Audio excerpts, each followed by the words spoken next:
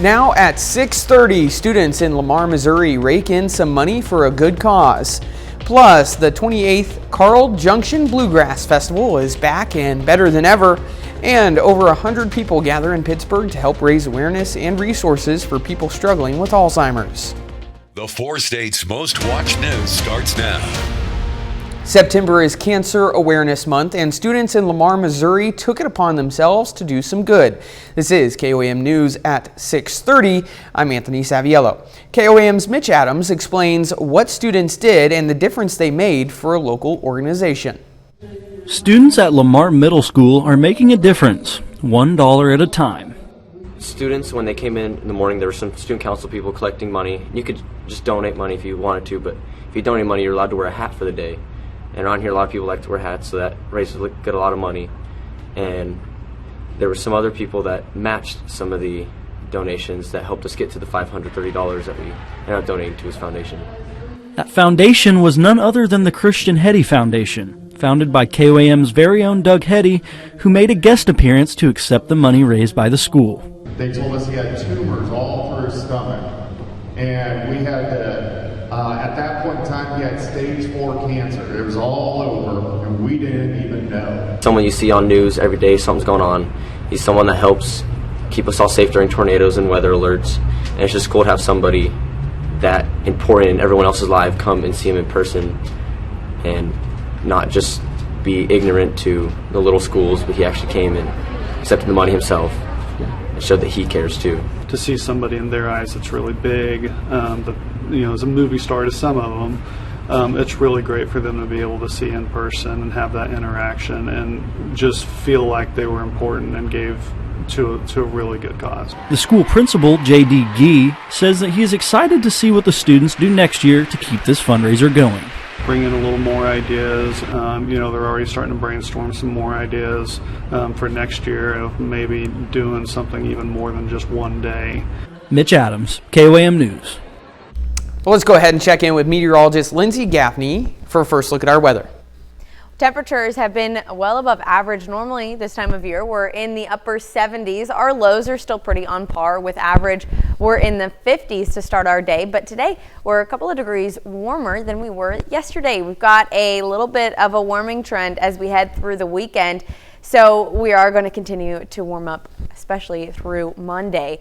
Now tonight it's going to be mostly clear skies, falling down through the 70s into the 60s, and yet again dropping down into the upper 50s for our low as we head into Sunday. We could see a few more clouds out there, but overall it's going to be a clear night. Just very great weather for the next couple of days.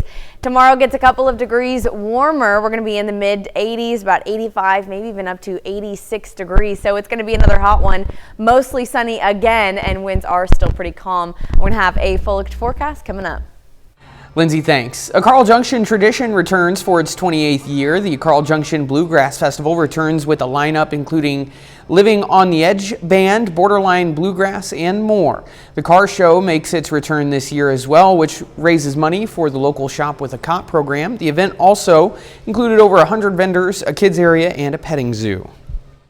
It started as just a small little festival, and now it's grown to this. So like every year it gets bigger and bigger. We add something different. I mean, it's continuing to grow.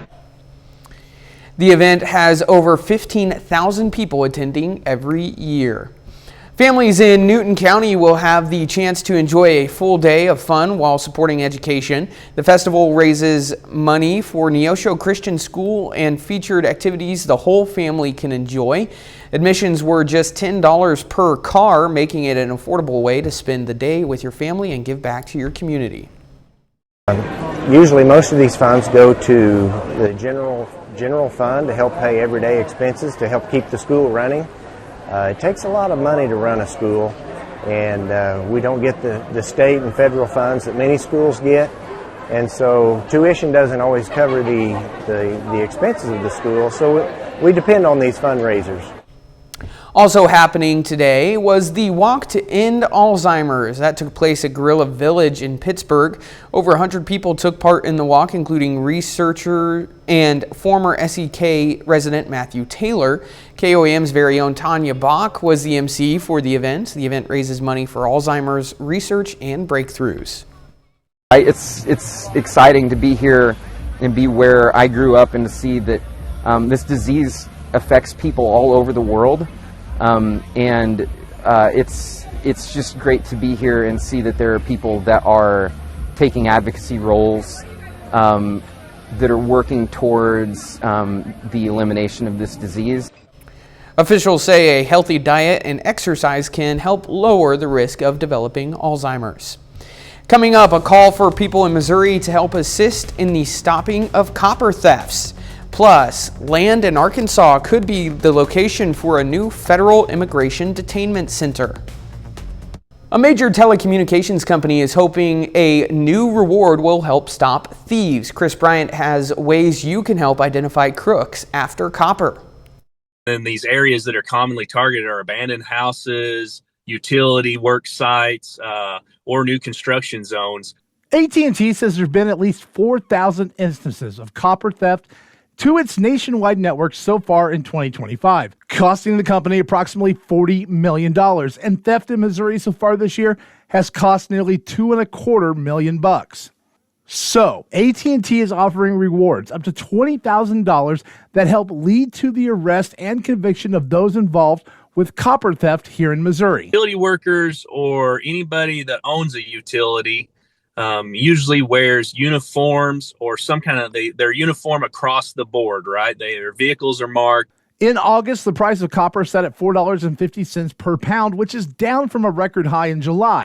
Places in Missouri that buy copper scrap must keep detailed records, including the seller's ID and a description of the transaction.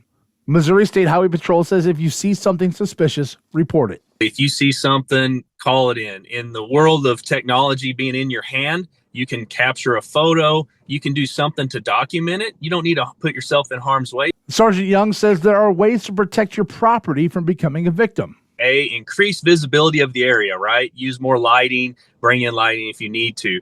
Have post signs stating that the area is under surveillance. No one committing a crime wants to be caught on video, right?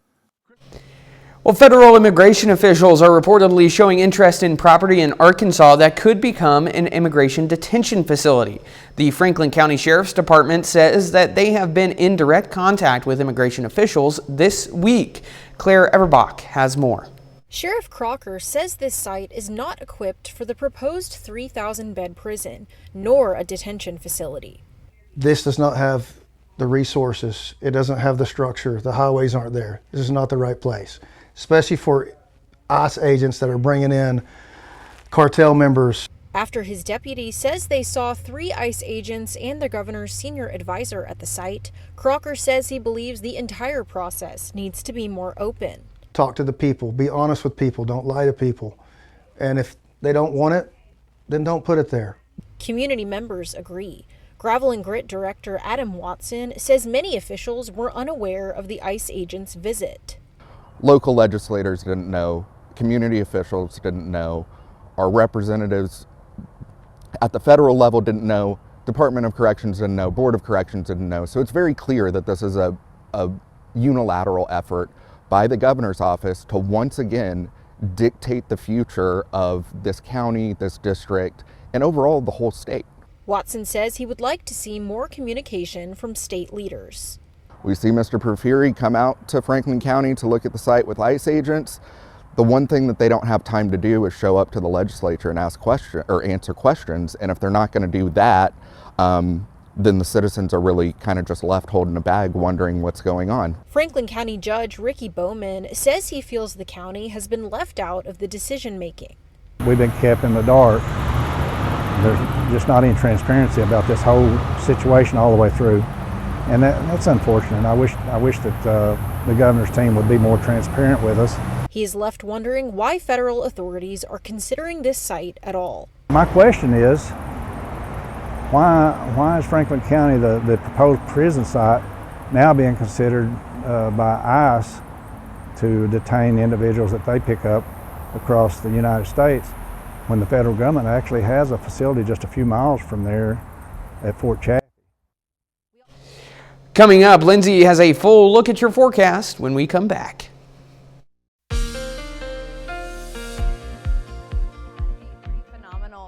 of days. We can go ahead and take a look outside. Current conditions out in 7th and Rangeline. We are about 82 degrees, dropping down now. We got to 83 for the high today, so it was still above average, and we were a couple of degrees warmer this time today than we were this time yesterday. Not by much, only 2 degrees warmer in Carl Junction, 4 degrees in Fredonia, Yates Center, Chanute, and Iola. Now, today was just another nice day. We're still seeing those warmer temperatures. Normally, again, we're in the upper 70s, but can't complain about this weather because we're experiencing a lot of dry conditions, so we're not getting those thunderstorms, and we're not getting extreme heat either. Now, we've got a little bit going on. We've got a cutoff low out to our southwest, and then we're in a high pressure system, and that just brings a lot of those warmer conditions to our area, which is why we're above average. It also brings pretty mild conditions, so we're not experiencing any fronts that are moving through, so we're going to stay just consistently in the 80s for the next week with no rain chances. Now you can see, taking a look downtown Joplin, just a gorgeous afternoon and evening. We do have some clouds, but overall, I mean, just great weather. Now 83 in Joplin, 81 in Miami, 84 in Parsons, 86 in Newada, so a little bit warmer out there, but we're already down into the 70s in Monette, Cassville, upper 70s. Now, as we continue into the rest of the weekend, we're going to be another couple of degrees warmer tomorrow, getting into about 86, maybe even pushing up to 87 in some areas, and not hitting 90, but getting close into those upper 80s. Now, continuing through the next weekend, or the next start of next week, we're still going to see this high pressure system on top of us, but we have this cutoff low rejoins with the upper level flow, which is our jet stream that drives our weather. That could bring some isolated chances for rain as it moves closer to our area, but we've got a lot messing with the jet stream. We've also got our little low pressure systems that are tropical depressions right now out on the coast that are going to be moving through up the East Coast by Monday and Tuesday. And that does affect our low pressure system just a bit because it wants to draw towards the tropical depression. So it may bring us some slight rain chances, but mostly we're going to be dry with temperatures above average all week long, all the way until next weekend.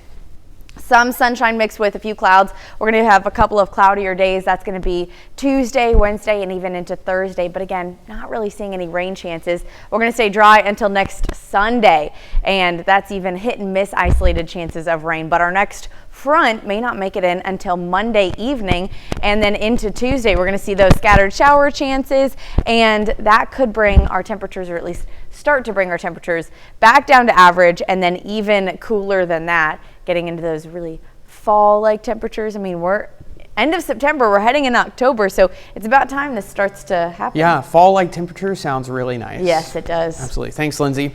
Still ahead, PSU takes on Emporia State, and Missouri Southern takes on Central Missouri. Sports highlights when we come back. Well, Pitt State football is coming off back-to-back wins, and they hope to keep that going on the road against Emporia State. They're looking for their third straight win. Let's go to the opening drive. Pittsburgh at Emporia State, third down for the Gorillas. Handoff goes to Cleo Chandler. He finds space. He breaks some ankles on a 60-yard touchdown run. PSU strikes first for an early 7-0 lead. Next Gorilla drive, Jake Wolf in at quarterback, and he connects with Grayson Holbert on the quick throw. He's in the end zone. PSU extends their lead. But here come the Hornets, trailing 14-3, and in the red zone, Ben Harris finds Malik Oedis for the touchdown, cutting the deficit to 14-10. Next ESU drive, Harris with the quick hitter to Mason Ford, and he somehow sneaks through the group of Gorilla defenders, going 40 yards for the score, and the Hornets now lead 16-14. Closing minutes of the first half, and there goes that man again. Cleo Chandler finds a hole and explodes down the sideline for a 51-yard gain, and that would help set up this situation. Jackson Berry evading pressure, keeping the play alive, and delivering a strike to Jalen Travis for the go-ahead score. Gorillas lead 21-16 at half. Let's go to the fourth quarter. Pitt State back in the red zone, sticking to the run game. This time, Zamari Pologreri, who finds a seam, scores from 16 yards out. Coming off a Hornets score, Pitt State looking to seal the deal, and it's Pologreri again, taking it 74 yards to the house. He had over 180 yards on the ground and 2 scores. The Gorillas win their third straight game, defeating Emporia State 42-29. Proud of our guys and the way they battled all game. Proud of our coaches, put together a plan, all three phases. I thought we executed pretty well today. And I mean, Empori's a dang good football team. We knew they were going to run a lot of plays and get some yards. And, we just knew we had to kind of minimize that. And offense was able to run the football and control the clock a little bit. It's great when you can have offense that explosive. It's just we played great complementary football. When we got big stops, offense made big plays. Like we just played hand in hand all game. And that's really what we're about. And it's dangerous when we can complement each other like that. From the Gorillas to the Lions, who are also on the road in Warrensburg for a matchup with the 1-2 Mules. First drive for Southern. Tillman Martin finds Aiden Robinson weighing down the middle. He stays on his feet for the extra yardage into UCM territory. But just a few plays later, Martin with the toss to Draper Parker. Parker, he's going to gain a few yards, but he coughs up the ball and the Mules recover. That would set the tone for MSSU today. A few drives later, still scoreless. Donovan Almolo, he's going to take it himself for UCM. He's going to take it right up the gut and into the end zone for the first score of the day, 7-0 Mules. UCM would score another touchdown, but the Lions, they're now in the red zone. Martin runs the play action and connects with Houston Rodick for the touchdown, now 14-7 Central Missouri. But the Mules would score a touchdown of their own in less than 30 seconds and find themselves in the red zone again. Latravius Boyd takes the carry and finds open field to his left, high-fiving the band, and with that score, UCM now leads 28-7. And here's the straw that broke the Lions' back. A little later in the half, Martin, he's going to look to pass, and it's intercepted by Trey Patrick and taken to the house for the Mule touchdown, making it 42-7. Things wouldn't get better for MSSU. It's their second straight drop, and they lose 62-10 to UCM. One of the biggest weekends in golf is here. The Ryder Cup began yesterday at the Bethpage Black Course in New York, and the rivalry between the U.S. and Europe, it's hotter than ever. Europe came out on top Friday, taking a 5.5-point lead to the USA's 2.5 points. So let's begin today. We begin the second match of the foursome match play with Bryson DeChambeau and Cameron Young representing the U.S. Let's go to the third hole. Cam Young from the fringe being aggressive. He's going to sink this chip and get one up on their European opponents. Let's now go to the ninth. U.S. is 2 up in this match, and it's a long putt for Bryson DeChambeau. It's no problem. He drops it in. He is fired up. He had a great day today. U.S. takes the first of 4 early matches. Team Europe would go on to win the next 2. So now let's jump to the fourth match of this morning. USA tries to end the morning with a 2-2 split, and now it's world number one, Scotty Scheffler. But despite the fact that his teammate Russell Henley, he starts with a hot start with this approach early in the first hole. That's going to be about it for the USA's highlights as Bob McIntyre on the second hole. He's going to give Europe the early lead in this match. They maintain that lead all the way through the 18th. And again, it's McIntyre with a putt. It looks good. It doesn't go in, but it's good enough for the USA to concede the hole.